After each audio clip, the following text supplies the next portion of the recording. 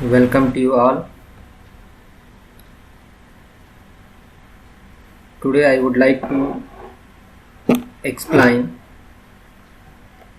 about the measures of dispersion. One of the measure is quartile deviation. From this video one can learn the meaning of dispersion, the meaning of quartile deviation, and how to find quartile deviation in ungrouped data and grouped data. So let me explain the meaning of dispersion. The measures of dispersion also considered as descriptive statistics. They are used to describe the degree of variability spread scattered in a set of data. The various measures are used for measuring the dispersion.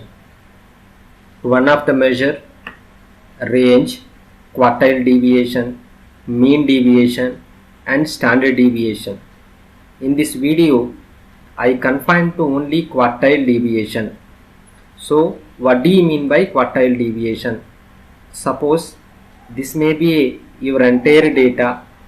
This data can be divided into four equal parts, so and three quartiles. So this is first quartile, second quartile, third quartile.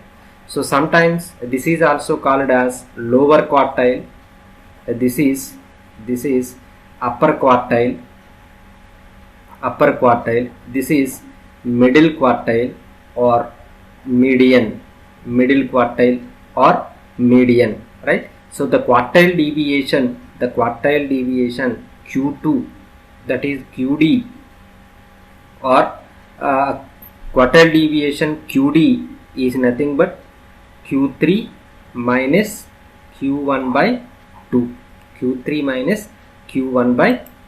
So in this, entire quartile range is Q3 minus Q1. Semi interquartile range, or sometimes this is also known as quartile deviation. So symbolically some textbooks they are using QD, quartile deviation, Q3 minus Q1 by 2. So this is known as absolute measure of quartile deviation. Absolute measure. The relative measure is coefficient of quartile deviation. Relative measure is coefficient of quartile deviation, right? Q3 minus Q1 by Q1 by 2 by Q3 plus Q1 by 2. So 2 will be cancelled. That's why ultimately you are getting Q3 minus Q1 by Q3 plus Q1. So let us see how to calculate first quartile, third quartile in theoretically. In individual series, Q1 is nothing but the size of the n plus 1 by 4th item.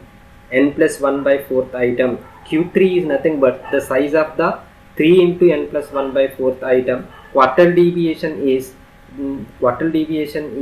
Q3 minus Q1 by 2.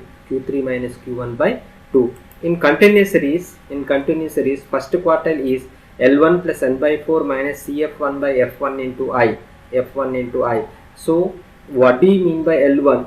So what do you mean by CF1, F1, N and I, right? So first you are identify first quartile. How can identify it? Q1 is identified as n by 4th item, or size of the n by 4th. So whenever you identify the first quartile class, then the lower limit is nothing but L1. The total frequency for the given distribution is n. The CF1 is nothing but quartile class before class cumulative frequency. F1 is nothing but quartile class frequency. I is nothing but the interval of the given distribution, right? So Q3, the same procedure here also carry out. First you identify the third quartile class. How it is nothing but 3n by 4th item, or the size of the 3n by 4. Whenever you identify third quartile class, then L3 is nothing but lower limit of third quartile class, n is the total frequency of the given distribution. CF3 is nothing but third quartile class before class cumulative frequency, F3 is nothing but third quartile class. I is same for Q1 and Q3. Why? Because of the interval is same for all classes. So whenever you are find out Q1 and Q3, then find out quartile deviation. Quartile deviation. So let us see how to calculate quartile deviation in individual series. Right? So just you remember the definition of quartile deviation is nothing but QD equals to Q3 minus Q1 by 2. So Q1 is nothing but n plus 1 by 4th item, n plus 1 by 4th item, or the size of the n plus 1 by 4, and Q3 is nothing but 3 n plus 1 by 4th, 3 into n plus 1 by 4th item, right, or the size of the 3 into n plus 1 by 4. So now before identification of the Q1 and Q3, first you arrange the given data in ascending or descending order. So traditionally we are using ascending order, so that's why here I also followed the same. So ascending order is nothing but smallest value to largest value. So in the given data, smallest value is 40, so 40. The next smallest value is 50, so 50, and the next smallest value is 60, so 60. Next smallest value is 65, 65, and the next smallest value is 70, 70, and the next smallest value 80, and the last one is 90, right? So whenever you are arranging this data in ascending order, then you go for how many observations are given: 1, 2, 3, 4, 5, 6, 7. So n equals to 7. N means the total number of observations in the given data. N equals to 7. So whenever n equals to 7, Q1 equals to n plus 1 by 4th, that is 7 plus 1 by 4th item. 4th item. So that is nothing but 8 by 4. 8 by 4 means second item. Second item. So not 2 is not a Q1. Second item means in the given data this is the first item, this is the second item. So Q1 equals to 50, right? Similarly Q3. Q3 is nothing but 3 into n plus 1 by 4th item. 3 into n plus 1 by 4th item, right? So already you have to find out n plus 1 by 4. So 3 into means 3 2s is 6th item. 6th item. So what is the 6th item over here? 1, 2, 3, 4, 5, 6. So 80 is the third quartile value. Q3 equals to 80. So quartile deviation is equals to largest, that is Q3 minus Q1 50 by 2. So that equals to 80 minus 50 is 30. 30 by 2 equals to 15. 30 by 2 equals to 15. Suppose you want to calculate coefficient of quartile deviation or relative measure of quartile deviation is nothing but Q3 minus Q1 by Q3 plus Q1, right? So you substitute those values, you will get the relative measure of quartile deviation, right? Here one more note point is there. So here n value is odd number. There is no problem. Suppose it is a even number. So in such a case, how can you do? So very simple. I will give an example for this. Suppose 1, 2, 3, 4, 5, 6 is there. So now this is the even number. You know that this is the even number. This is the data. First quartile and third quartile is nothing but first quartile is n plus 1 by 4th item. So 6 plus 1 by 4, that is nothing but 7 by 4, right? 7 by 4, that is nothing but 4 1 is 4, this is 3, 30, 4 7 ja, 4 5 ja, right? So 1.75. So how can calculate Q1 in such a case is Q1 equals to first observation, that is nothing but the first term, 1 plus this is 0.75. This is nothing but if you are deducting 1 plus 0.7475, or you can write down 3/4 as your wish. 3/4 into second observation, that is nothing but second minus first observation, that is 2 minus 1. So that means 1 plus 0.75, that equals to 1.75. So the first quartile value is 1.75. So first quartile value 1.75. Similarly Q3 equals to 3 into n plus 1 by 4th item. 3 into n plus 1 by 4th. N plus 1 by 4th is nothing but 6 plus 1 by 4. This is what you are getting, 1.75 into 3, right? So 3 5s are 3 7s are 3 7s are is 21 plus 2 is 23 and 3 1s are is 5.35. Am I correct? 3 5s are is 15, 1 3 7s are is 21 plus 22 plus 2, 5.25. So in such a case, how can find out the Q3 value? So fifth observation or fifth item plus 0.25. so this is 0.25, or 25 is what is the share of the 25 in 100? 1 by 4. You can write down anyway, right? 0.25 or 1 by 4. So this is the 5 point. That means sixth item minus 5 item. So 6 minus 5. So this is nothing but fifth item is 5 plus 1 by 4. 6 minus 5 is 1. 1 by 4 is nothing but 0.25.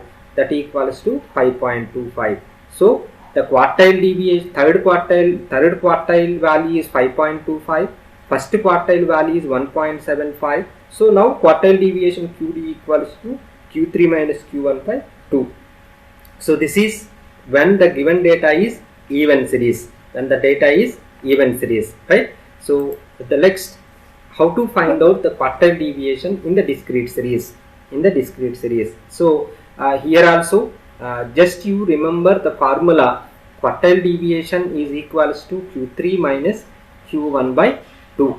So what do you mean by Q1? Q1 is nothing but n plus 1 by 4th item, or the size of the n plus 1 by 4th, right?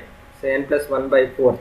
So here n is nothing but total number of frequency. Total number of observations is nothing but total number of frequency. What is the here? 1 plus 1 2. This is 5, 15, 22, 27, 30, 31. Am I correct?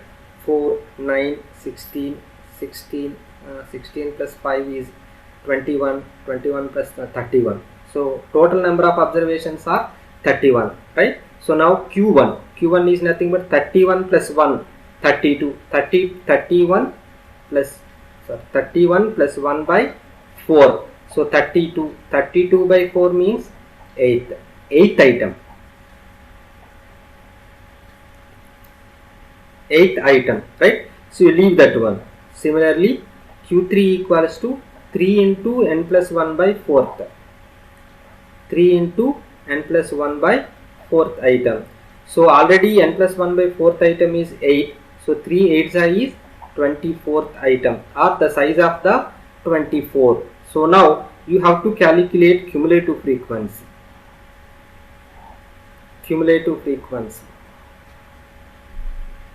So this is cumulative frequency. If you calculate 1 plus 3 is 4 plus 5 is 9 plus 7 is 16. So 26, 29, 30, 31. So here you remember that one. The total frequency must be the last column, the last value of the cumulative frequency column.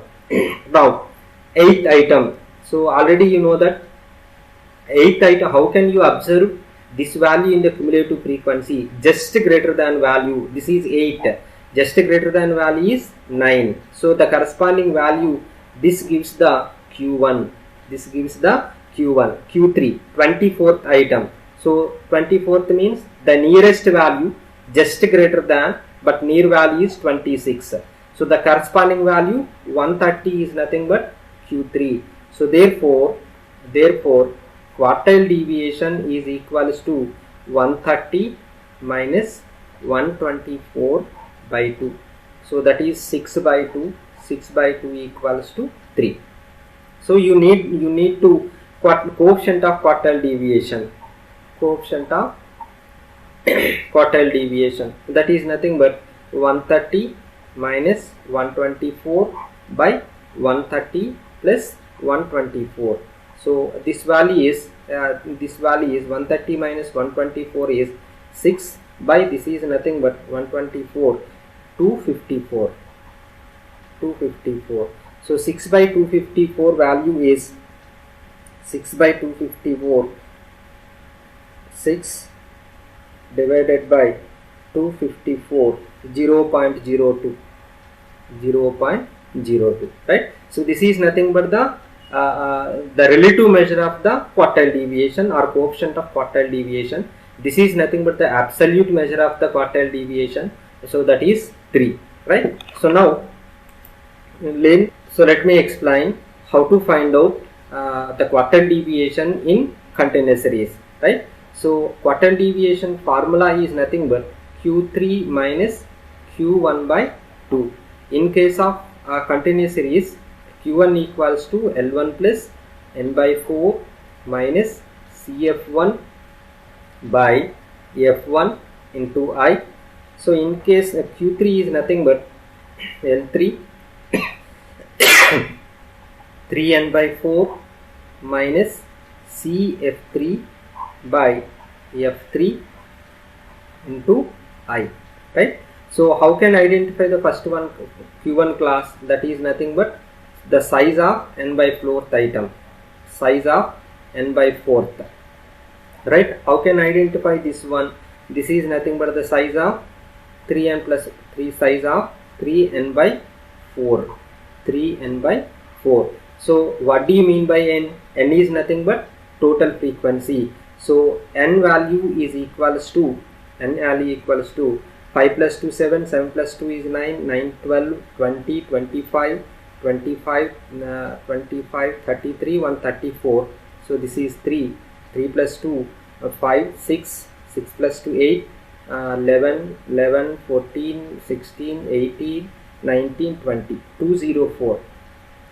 So total frequency is nothing but 204, right? Total frequency is 204. So now you have to find out cumulative frequency. So you know that how to find out the cumulative frequency. So let you find out the cumulative frequency. Cumulative frequency is nothing but, so 11 plus 18 is 29, 29 plus this 34, 54, this is 62, 82 is 1112. So this is 145, right? 145. This is 157, 162 plus 162, that is 172 something. There is a problem. This is 29 plus 29 plus 54, 5 plus 2 82 plus this is 112 is 145. Am I correct? 145, this is 27, this is 167 plus 15 is 172, 182 is nothing but 204. So now you check. So the last value of the cumulative frequency and total frequency must be equal. So now N by 4th item. N by 4th item is nothing but, so what is the value? N value 204. So 204 by 4. So that is 51. 51th item.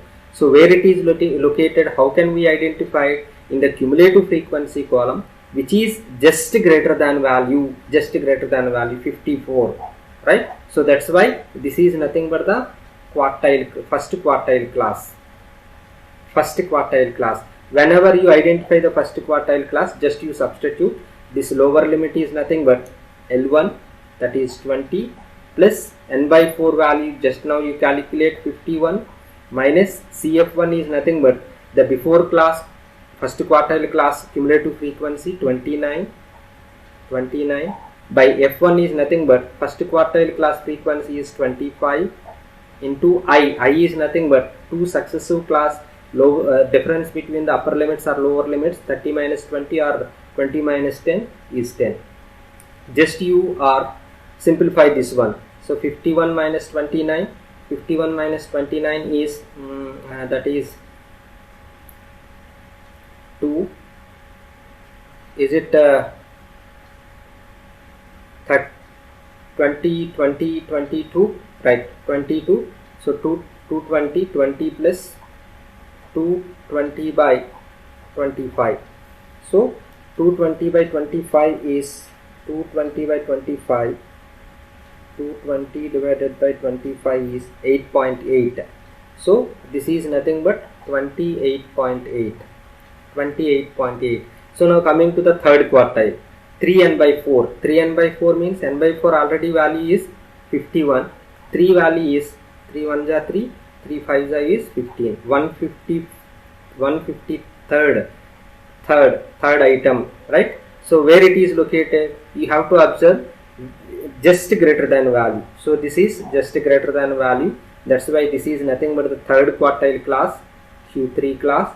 So whenever you identify, just substitute. This is nothing but the lower limit, L3 value. This is nothing but this. So this is 50 plus 3n by 4 is 153 minus CF3 value is 112 before class cumulative frequency by F3 is nothing but 33 into I is nothing but 10, right? Just you simplify 50, 153 minus 112, that is 153 minus 112 is 41. So 41 means 41 into 10 is 410. 410 by 33. 410 by 33 is 12.42. 12.42 this value, that is 62.42. 62.42.